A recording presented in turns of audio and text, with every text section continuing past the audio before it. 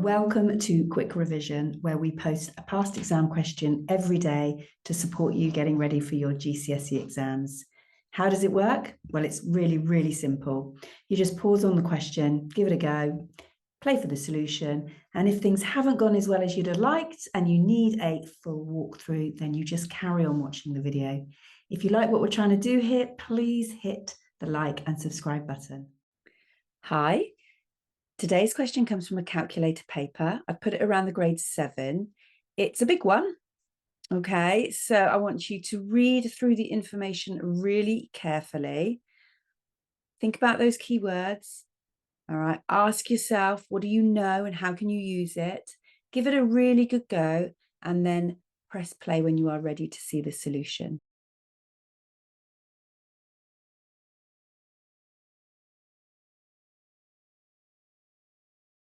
Okay, so I've adapted the question slightly in the hope to help you see visually what's going on. I've marked the angle we've got, and you can see it creates a triangle within that 3D shape. I don't have any numbers on that triangle though. I do, however, have 14 on my square base, and I've got that edge of 12 as well. Now, using the information in the first line, it's going to help me find DT, which I have obviously put down as a right angle triangle on the second diagram.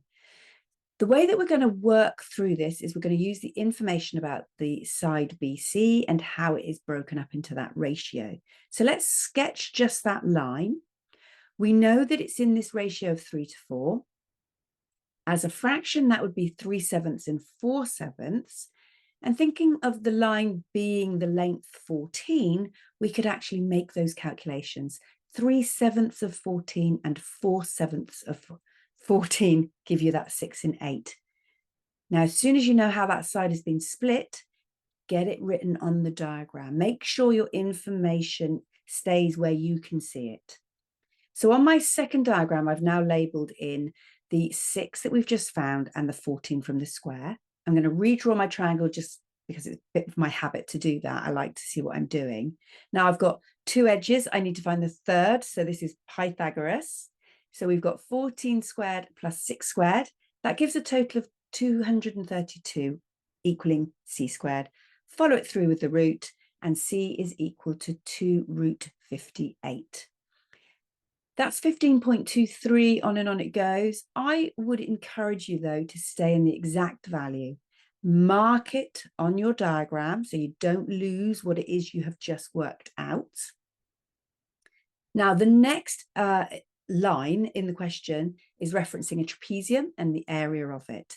So I'm marking that cross section, that trapezium on that second diagram. We want to find this edge because it matches the edge from the triangle we want to have a number for. So write down your formula. A plus B times by the height divided by 2 is the area of a trapezium. We know it equals 147, and then start substituting in the information. 14 is the height because it's the distance between the parallel lines. So don't get confused there with which way around to do it. I've cancelled the 14 and the 2 out just because I spotted it. You don't have to do that first. So we're now going to rearrange. We're going to divide through by 7, which is going to give us 21. And then we're going to carry that 12 over and take it off. So the edge is 9. I now have 2 sides, which is going to help me find the angle. So I've got 9, 2 root 58.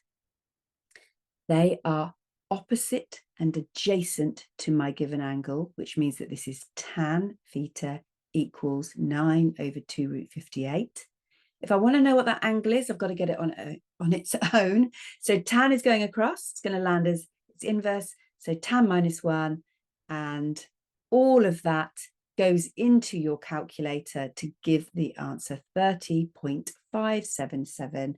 On and on it goes. We are being asked to round to 1 decimal place, so 30.6 degrees. It is a big question, there's no doubt about it.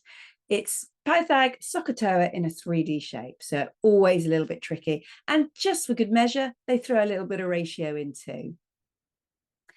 If you got it right, you probably won't be hearing me say well done because you won't have needed to watch it. But seriously, well done if you got that right, because that is not an easy question. Okay, I hopefully will see you in the next video.